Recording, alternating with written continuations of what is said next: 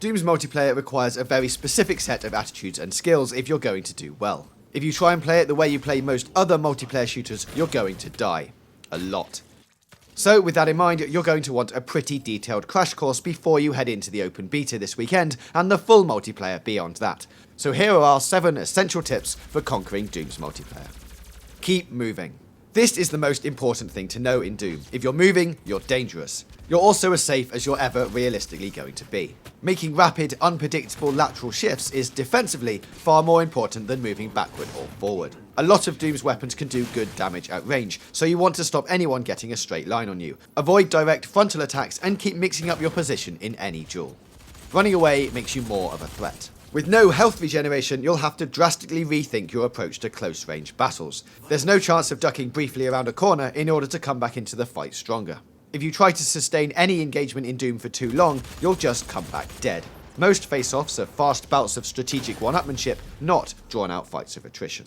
In order to do well out of that, you'll need to always keep an eye on your health, and be constantly aware of just how much damage you can put out in the next few seconds versus how much you can take. Doom is all about weighing up the wider tactical advantages on the fly, and with so many routes through the map, disappearing to heal before coming back at a surprise angle can be a really powerful technique.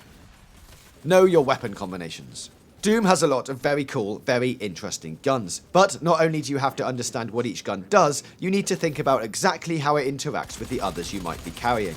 Effective combat in Doom isn't about using one weapon, it's about creating overall weapon systems through combinations of effects. It's a good idea to start with a long-range weapon sitting alongside a close-up solution. Then you can start working out what complements what. But whatever you use, you need to make sure all the parts fit together for maximum effectiveness. Equip yourself. Don't ignore the equipment slot in your loadout. While not as functional as your guns, the secondary gear you can take into a fight can absolutely turn things around in certain situations. The frag grenade, for example, only triggers its detonation timer on impact, making it a great impromptu landmine for incoming attackers if dropped at close range. Give chase, within reason. Without visible enemy health bars, unless you're using the temporary vital signs perk, it can be tough to gauge the health of your opponents. Obviously you should always be around 100% before going into any fight, but not everyone plays that way. The best tip here is, if someone is retreating from a fight, go straight after them. They're not backing off to regen because there's no regen in Doom. They're in trouble. They have no course of action to immediately fix it, and their tactical backpedal is an emergency flare telling you that their health is low, so if yours is respectable, run them down. Don't go after the demon too much. Seriously, if you're playing Team Deathmatch and someone on the opposing team grabs the demon room, transforming them into a fittingly unpleasant hellspawn beast, do not feel you are obliged to take it down. You can make yourself more useful in ways that don't involve throwing yourself repeatedly into the grinder. If you can get hold of the ultra-powered Gauss cannon, which appears on the map on a timer, then by all means have a go from afar. That's a worthy pursuit.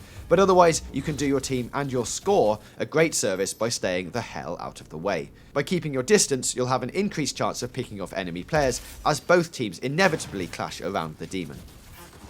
Use the demon rune wisely. Being a 9-foot tall rocket-slinging demon is great, but you know what's better? Being a team player. While it's easy to score a huge pile of kills with the Revenant on your own, you can empower your team several times over if you first use it to tool them up as well. If the Gauss cannon and/or quad damage is on the map, then use the demon to immediately reach it and camp on it, and your own team can get hold of all the power-ups on the map at the same time. So there you are, be intelligent, be perceptive, think constantly, and don't get cocky. Use these tips and you should start to score big points and win games. Let us know if you found them helpful and if you have any of your own tips in the comments below, and don't forget to subscribe for more gaming news, reviews, previews and features right here on GamesRadar+.